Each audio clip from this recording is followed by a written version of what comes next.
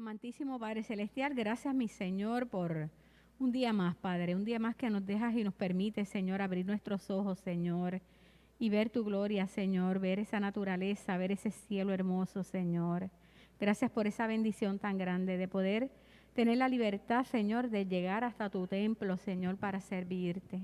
Padre, bendice a cada uno de los que viene de camino, guárdalos, Señor, que lleguen con bien. Y Padre, en esta mañana seguimos discutiendo el exilio de este pueblo judío de Babilonia, Señor. Te pido, Padre, que tú nos guíes, que nos aclares nuestras mentes, que nos hagas entender tu poder y tu amor, Señor, no solamente con tu pueblo, sino con nosotros, Señor. Padre, gracias por tu amor, mantente con nosotros, Señor, que tu Espíritu Santo se haga sentir de manera especial en nuestros corazones, por los méritos de tu Hijo Jesús. Amén. Terminamos la tercera parte ¿verdad? De la historia de ese exilio del pueblo judío de Babilonia, ¿verdad? Después que Nabucodonosor los cogió en cautiverio. Y entonces, como yo les decía por aquí a María, ¿verdad? 3 lecciones. Y además de las 3 lecciones, ¿verdad? Anterior a eso, habíamos tenido una con Caco del capítulo 7, de la parte de Esdras. Pero es que realmente esto lleva hasta más de 3 lecciones, como decía Víctor, ¿verdad? Porque esto no ocurrió de un día para otro. Esto ocurrieron años y años y años y años, que nosotros lo vemos ahora escrito en un libro, ¿verdad? De Esdras o el de Nehemías, pero realmente pasaron muchos años para que todo esto ocurriera. Y nosotros lo estamos viendo, ¿verdad? Resumido en 3 o 4 lecciones. Pero me encantaría que leyeran Esdras porque son 10 capítulos, como dijo Caco el domingo pasado, 10 capítulos nada más. Y realmente, ¿verdad? Es bien interesante. Así que hoy finalmente, ¿verdad? Celebran la Pascua. Porque finalmente reconstruyen, ¿verdad? El templo. El versículo áureo para esta mañana dice: los hijos de Israel, los sacerdotes, los levitas y los demás que habían regresado de la cautividad, hicieron la dedicación de esta casa de Dios. ¿Con qué? Con gozo. Eso está en Esdras 6:16. Vamos a estar discutiendo Esdras 6 del 13 al 22. Ya Caco el domingo pasado había discutido los primeros, ¿verdad? Del 1 al 12. Así que miren, estamos ahora en la lección donde vamos a estar de celebración. Vamos a hacer un repasito, ¿verdad? Corto, aunque voy a empezar, ¿verdad? Diciéndole los objetivos de la lección. ¿Cuáles son? 1. Distinguir la importancia que el pueblo judío concedía al templo como lugar donde, desde su perspectiva teológica, preferentemente, se manifestaba la presencia de Dios. Y ese ha sido un objetivo que lo hemos visto, ¿verdad? En las pasadas lecciones también, en las pasadas 2 lecciones. ¿Cuán importante era para ese pueblo judío ese templo? Porque al estar en cautiverio, ¿verdad? Recuerden que ya Nabucodonosor había destruido el templo allá en Jerusalén. Ellos estaban acá en Babilonia y necesitaban eso. Y hemos visto en las pasadas lecciones cómo el Señor, tan maravilloso, tan amoroso, actuó sobre personas que no eran judías, personas que no seguían el judaísmo, sino que el Señor tocó esos corazones de esos reyes que estaban en esa época, que no tenían que ver nada con ellos, y los utilizó de manera especial. ¿Para qué? Para que ellos pudieran volver a su tierra y pudieran volver a reconstruir ese templo que era tan importante. Evaluar en qué manera el regreso del pueblo judío del cautiverio y la construcción del templo significó experimentar un nuevo éxodo. Recuerden que este pueblo, ¿verdad?, ya había salido de Egipto, tuvieron toda su historia de años y años y años y los huestes y todas esas cosas. Ahora el reino estaba dividido, Asiria coge cautivo parte, Nabucodonosor coge la otra parte, o sea, un pueblo, ¿verdad?, sufrido. El próximo objetivo, concluir que no todo lo que se realiza, aún en nombre de Dios, está exento de errores y fallas humanas. Y por último tenemos reflexionar en qué medida muchos acontecimientos históricos liberadores se constituyen en símbolos y paradigmas, ¿verdad? O modelos que orientan los contenidos de la religiosidad de un pueblo. Vamos a ver, ¿alguno de ustedes recuerda cómo fue que empezamos la primera lección de los que... ¿Con qué comenzó la primera lección de Esdras? Con un rey que hizo un decreto, ¿recuerdan? ¿Quién fue? Ciro, ¿verdad? Un meso persa que estaban dominando en ese momento, ya no era Nabucodonosor, o sea, los persas, entonces era el imperio reinante, y entonces Dios utiliza a Ciro, ¿verdad? Que no tenía nada que ver con ellos. ¿Y qué dijo Ciro? Lo están leyendo, no se acuerdan del domingo anterior. Ajá. ¿Qué decretó Ciro? Miren, él dijo, Dios me mandó, ¿verdad? A decirle que los que quieran, ¿verdad? Que hay que reconstruir su templo en Jerusalén. Así que todo aquel que quiera, ¿qué puede hacer? Volver a Jerusalén. Eso fue lo que Ciro les dijo. O sea, una cosa, imagínense, increíble, porque ellos estaban en cautiverio por años y años y años, y que venga este rey, que no es judío, que no practica su religión, y venga y diga una cosa. Claro está, se estaba cumpliendo profecía. Y el Señor, ¿verdad?, cumple sus promesas. Así que se estaba cumpliendo la profecía y Ciro dice esto, ¿verdad? Y les dice yo, ok, se pueden ir. Y les dice, pues, que a todos los que quieran que se vayan. Y les dice también que todo el que quiera, ¿verdad?, puede ayudar a estas personas que se quieren ir para Jerusalén nuevamente, ¿verdad?, con oro, con utensilios, con lo que los quieran ayudar, para que se vayan. Y para que pudieran, ¿verdad?, reconstruir ese templo. Así que el rey Ciro aprovechó también y dijo, espérate, Nabucodonosor, cuando destruyó el templo de Jerusalén, cogió ¿qué? Todas las cosas que tenían valor y principalmente todas esas instrumentos y utensilios que utilizaban ellos en sus rituales, ¿verdad?, en el templo, como el candelabro que les enseñó Caco el año pasado, la pasada lección, copas de oro, copas de plata, o sea, todos esos utensilios que ellos utilizaban para esos rituales, Nabucodonosor los había robado. Así que Ciro dice, ok, como el Señor manda que hay que reconstruir el templo, pues déjame devolverle todas estas cosas que Nabucodonosor robó. ¿Ok? Excepto, claro está, ¿qué fue lo único que no devolvió? ¿Recuerdan? Caco lo dijo y yo lo dije también anteriormente. El arca. Eso no ha aparecido más. ¿Ok? Así que de toda esa gente que estaba en cautiverio allí, parte de ellos, habíamos dicho, ¿verdad?, que parte se fue y parte se quedó. Porque recuerden que muchos de ellos habían hecho negocios, tenían, ¿verdad?, porque ellos tenían la oportunidad que aunque estaban en cautiverio, los dejaban que tuvieran sus negocios y que pudieran prosperar. Así que muchos de ellos se fueron, pero muchos se quedaron. Y la mayoría de los que se fueron para allá fueron de las tribus de Judá y de Benjamín, ¿ves?, que eran los que estaban bajo Nabucodonosor. Bueno, antes de Ciro. Y si ustedes ven, ahí dice, ¿verdad?, que se fueron, ¿cómo dice ahí?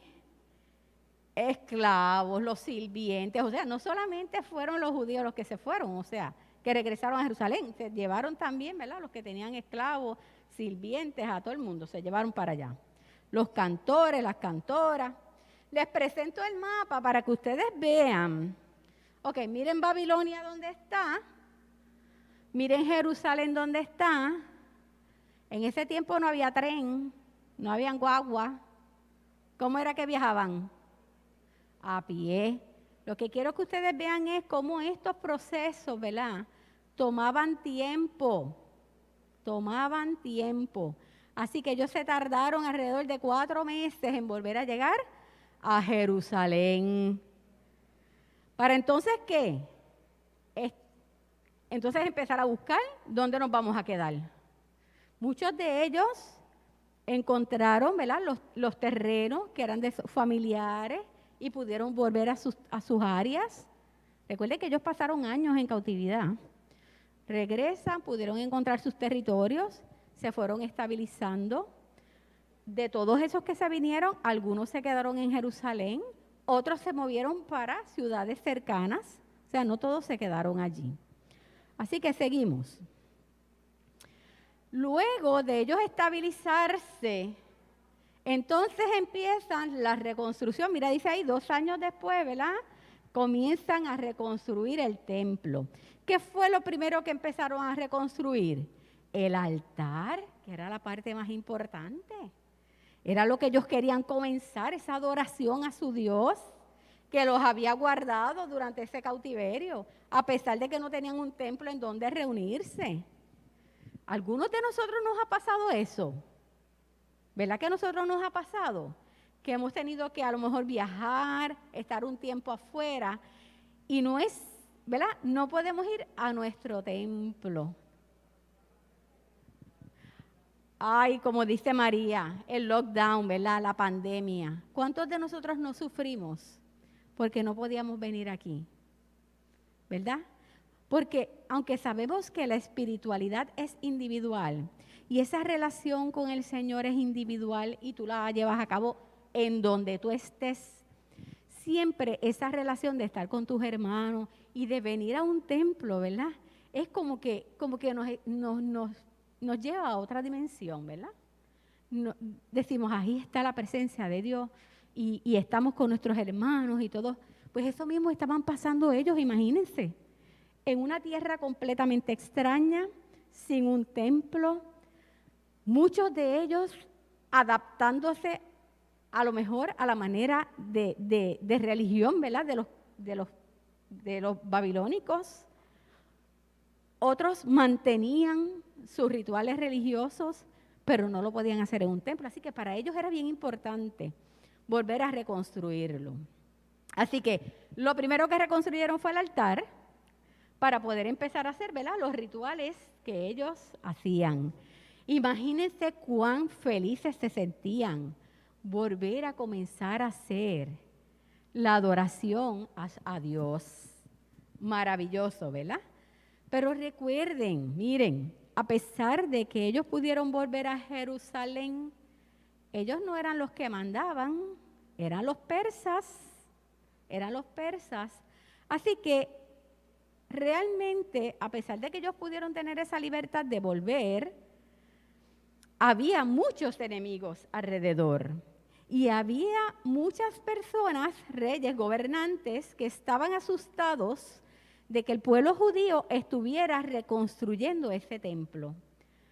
Porque decían, estos están reconstruyendo el templo, se van a unir, van a empezar a tomar fuerza y entonces van a querer, ¿verdad?, empezar a batallar contra nosotros. Así que esos que estaban como asustados, ¿verdad?, y estaban preocupados, ¿qué hicieron?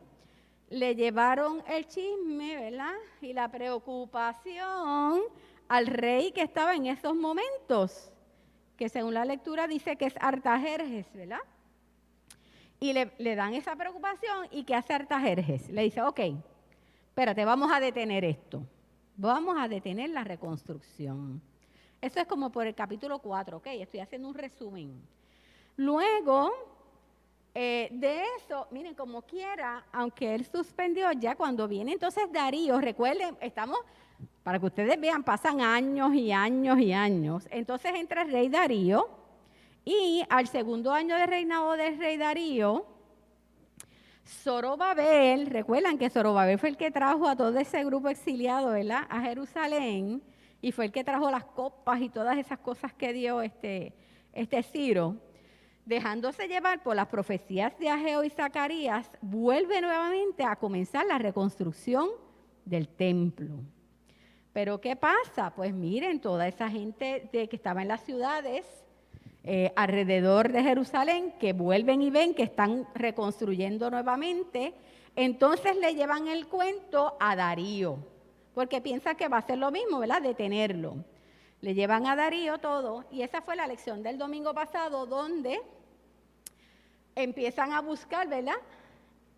En los archivos empiezan a buscar a ver si había algún decreto o algo que dijera de la reconstrucción, y ahí encontraron lo que Ciro había dicho, que Dios, ¿verdad?, le había dicho que había que reconstruir el templo. Y entonces, ¿qué tuvieron que hacer ellos? Callarse la boquita, porque entonces Darío les dijo, ¿saben qué? Esto fue un decreto de Ciro, así que ellos tienen derecho a reconstruir ese templo. Y es más, ustedes los van a tener que ayudar. Les van a tener que dar dinero, les van a tener que dar ayuda.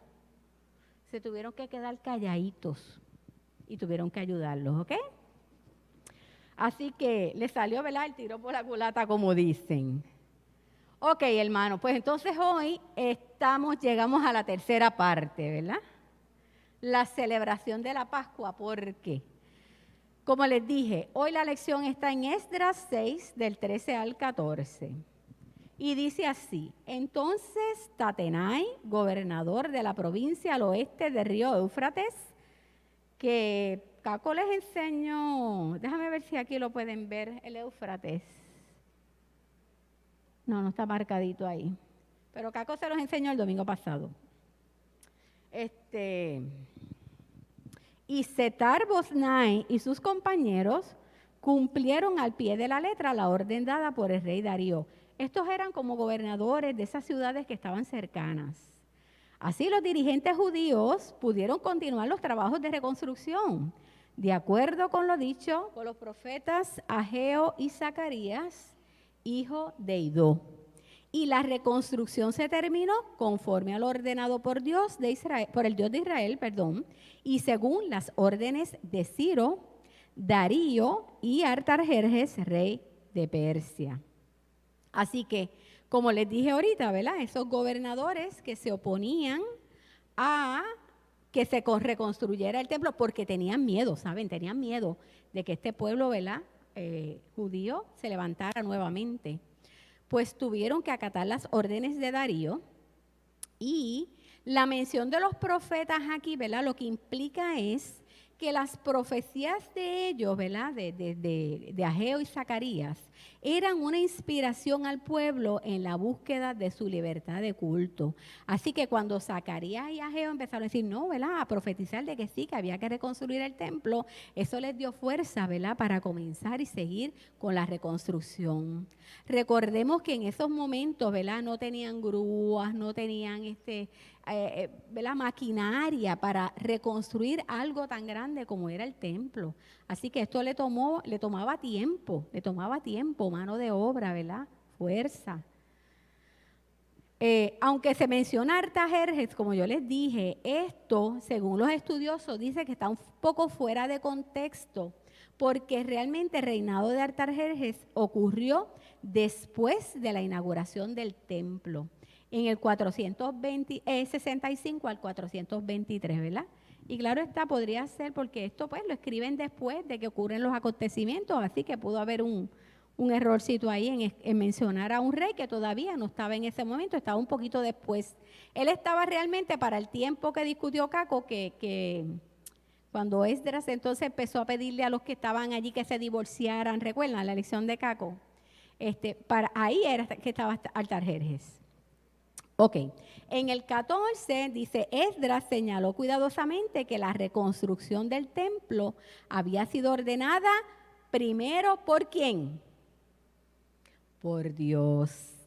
Y luego por los reyes, quienes eran sus instrumentos. Y eso es lo que tenemos que ver a través de estas 3 lecciones, ¿verdad? Donde estamos viendo todo ese proceso de cómo el Señor utilizó personas que no eran judías y el Señor puso en sus cabezas ese mandato, ¿verdad?, de reconstruir ese templo. Dios tenía propósito. Y hermanos, como vemos, ¿verdad? Como dijo María, dijo, ese momento de nosotros apartarnos de la iglesia durante la pandemia, ¿verdad? Nos trajo tanta tristeza, pues imagínense a ellos que no tenían a su templo, se sentían tristes, pero el Señor tenía propósito. Y el Señor utilizó a todos estos reyes para que de una u otra forma, en todo ese tiempo que estaba pasando, años y años y años, ellos tratando de reconstruir nuevamente ese templo, ¿verdad? El Señor utilizó a estas personas para que ellos pudieran lograr reunirse nuevamente. Eso es lo más importante, ¿verdad? El Señor. Cada uno de nosotros podemos tener un cautiverio de enfermedad, de dolor, por situaciones que nos han ocurrido o que nos están ocurriendo. Pero tenemos que tener fe en que nuestro Dios tiene propósito, en que Él está con nosotros. Y aunque ocurran años, año tras año, ¿verdad? Y a veces decimos, Dios mío, Señor, ¿cuándo esto se va a terminar? Pero Dios en algún momento va a estar contigo y va a llegar el momento en que va a decir, gracias Señor por todo lo que pasé. Porque generalmente esos procesos nos ayudan ¿a qué? A acercarnos más a Dios, a entender su voluntad, a cambiar nuestro corazón, a ser más empáticos con el que tiene dolor y con el que está pasando también situaciones difíciles, aunque no lo veamos en el momento. ¿Ok? Así que cuán maravilloso e irónico fue que la obra de Dios se llevara a cabo por el descubrimiento de un escrito perdido en una biblioteca pagana, ¿verdad? Porque ahí fue que encontraron lo que Ciro había escrito. La voluntad de Dios es suprema sobre toda autoridad, todo suceso histórico y toda fuerza hostil, como les acabo de decir. Él nos puede liberar en maneras que ni imaginamos. Si confiamos en su poder y en su amor, no seremos disuadidos por ninguna oposición. El templo finalmente se terminó en el 516 a.C. Luego en el 15 y en el 16, ¿qué dice? Dice, el templo quedó terminado el día 3 del mes de Adar, del año 6 del gobierno de Darío, rey de Persia. Así que, ¿verdad? Darío fue el último que dijo, no, tienen que seguir reconstruyendo. Los israelitas, los sacerdotes, los levitas y los demás que estuvieron desterrados celebraron con alegría la dedicación del templo de Dios. ¿Verdad que cuando nosotros tenemos el aniversario de la iglesia, lo celebramos con una alegría inmensa? Pues imagínense ellos que habían llevado tantos y tantos años sin un lugar donde congregarse. ¡Qué maravilloso fue! Es más, somos nosotros ahora, ¿verdad? Que estamos reuniéndonos aquí, estamos locos por hacer algo que sea sin mascarilla. ¿Verdad que sí? Para poder abrazarnos y besarnos y compartir con un bizcochito o algo. Porque la verdad es que estamos gozosos porque ya podemos estar aquí, porque cada vez podemos venir con un poquito más de libertad y venir a la adoración del Señor. Dice, cuando el autor menciona a todos los demás, podría referirse a las demás tribus, porque recuerden que las que estaban cautivas en Babilonia era Judá y Benjamín. Los demás estaban allá en Asiria. También recuerden que de los que vinieron, ¿verdad? Vinieron sirvientes, vinieron empleados, gente que aunque no eran judíos, pero llevaban a cabo, ¿verdad? La religión judía, la seguían. Así que cuando dice, ¿verdad? Todos los demás, podría referirse a todas esas personas que les estoy mencionando. La celebración demostró la gran transformación que ocasionó su reconstrucción en el ámbito emocional y espiritual del pueblo. Imagínense, ¿verdad? La alegría, como les dije ahorita. Ellos estaban tan emocionados, tan gozosos. Recuerden que todos ellos participaban, ¿ok? Unos preparaban comidas, otros le traían agua, otros, ¿verdad? Iban, trayendo los materiales fuertes, los hombres principalmente, pero todos de una u otra forma, ¿verdad? Los seguidores de la religión judía participaron en esa reconstrucción. Y esa reconstrucción, ¿verdad?, les causó transformación en sus vidas. Porque a medida de que, imagínense, tantos años sin tener un templo, y ellos el pensar en que ahora lo iban a tener y se iban a reunir nuevamente, eso tenía que haber sido un momento, ¿verdad?, de gozo y de alegría, y contando los días en que pudieran terminar para poder reunirse. Así que pasaron de la nostalgia y la depresión en la que vivían en la cautividad, ¿a qué? Al gozo de servir a Dios. Al gozo, ¿verdad?, de estar aquí celebrando en amor y llenándonos de la presencia del Señor. El 17 y 18, perdónenme, dice, en aquella ocasión ofrecieron en sacrificio 100 becerros, 200 carneros y 400 corderos, y además 12 chivos, uno por cada tribu israelita, como ofrendas por el pecado en todo Israel. Luego pusieron a los sacerdotes en sus turnos correspondientes y a los levitas en sus puestos para el culto de Dios en Jerusalén, conforme a lo escrito en el libro de Moisés. Ay, Dios mío, ustedes no se imaginan esto. O sea, la alegría que ellos sentían era tal que eso querían hacer ¿verdad?, tirar la casa por la ventana. Miren el montón de animales que sacrificaron. Ellos querían, ¿verdad?, celebrar esto de una manera grandiosa, por lo felices que estaban, por poder volver a tener su templo. ¿Ok? Y miren también, así que esa cantidad de animales, ¿verdad? Como les dije, lo que estaban diciendo es el ánimo, ¿verdad? Y la emoción que ellos estaban sintiendo de poder volver a celebrar los rituales en el templo. El día, menciona ahí lo de los pecados, ¿verdad? Eso se conocía como expiación. El día de la expiación era el punto más alto del año religioso judío. Se realizaba para conseguir una limpieza espiritual más profunda, que superara el resto de los sacrificios celebrados durante el año. En el pasaje bíblico, ¿verdad?, que estamos estudiando, lo que se relata es el inicio de la recuperación de este importante ritual para el pueblo, ¿verdad?, porque hacía tiempo que no lo celebraban. Así que este rito comenzaba siempre con el sacerdote confesando los pecados del pueblo. Aquí le puse una foto, ¿verdad?, de lo que podría ser esa gran celebración con instrumentos, ¿verdad?, trayendo todas las cosas al templo, los objetos del templo. En este nuevo comienzo trataron, ¿verdad?, de que la organización de todo ese ritual de las ceremonias en la iglesia fuera lo más parecido a lo que Moisés les había dicho que tenía que ser, ¿ok? O sea, ellos estaban como que, como de cero, volviendo otra vez a resurgir con mucho. Eso lo pueden ver, ¿verdad?, en Números 3, del 6 al 10, o lo pueden buscar en 2 Corintios 23, 4 al 6. Ok, los últimos versículos, 19 y 20. Dice, los que volvieron del destierro participaron en la comida de la Pascua, junto con todos aquellos que se habían apartado de la corrupción de las naciones paganas y se unían a ellos en el culto al Señor, Dios de Israel, ¿verdad? Porque como ocurre aquí, ¿verdad?, hay mucha gente que a lo mejor no sirven al Señor, pero cuando ven esta alegría, este gozo, pues muchos se unieron y ¿verdad?, cogieron la fe de los judíos, ¿verdad? Empezaron a hacer también a tener su religión.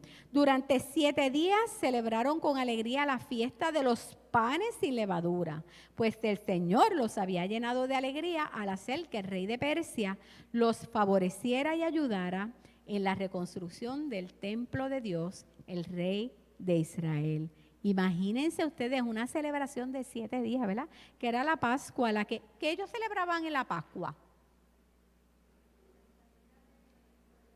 La salida del pueblo de Egipto, ¿verdad? Ajá. Y ahora estaban celebrando otra salida, ¿verdad? La salida de Babilonia. Ese exilio, o sea, fue un segundo exilio.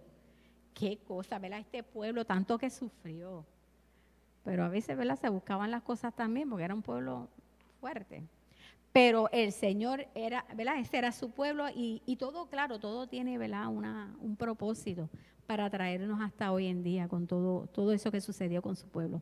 La Pascua era una celebración anual que conmemoraba los actos portentosos de Dios, que los había librado del yugo de Egipto, porque a la verdad que eso fue algo maravilloso. Y ustedes saben esa historia, ¿verdad? Cómo el Señor los sacó de allí. Y pueden buscar eso en Éxodo 12, del 1 al 30. Todos los que regresaron y que formaron parte de esta nueva comunidad, pues celebraron, ¿verdad? Y participaron de esta celebración por 7 días. Ahí se utilizaba, menciona la palabra, los panes sin levadura, ¿verdad? Eso se conoce también como la fiesta de los ácimos o masot en hebreo, que era el pan sin levadura. Y eso lo pueden ver también en Levítico 23, del 5 al 6. Así que en resumen, hermanos, esta historia maravillosa de 3 domingos continuos, ¿verdad? Viendo cómo el Señor obró para que ese pueblo pudiera salir de Babilonia y pudiera reconstruir su templo y subir ese ánimo y subir, ¿verdad? Porque estaban, ¿verdad?, depresivos por el dolor que sentían de no poder tener un lugar donde congregarse.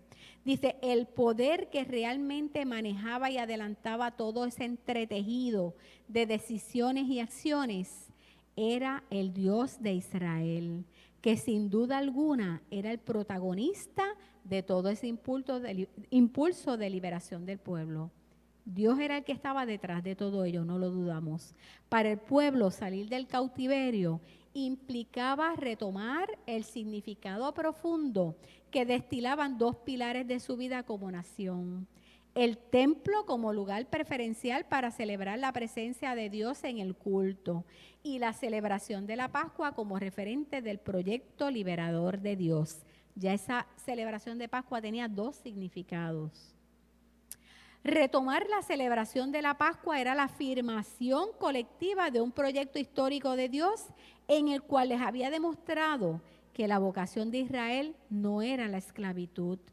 Para muchas personas, comunidades y pueblos, hoy también hay una especie de Pascua conmemorativa que les recuerda que Dios es el protagonista en la historia humana.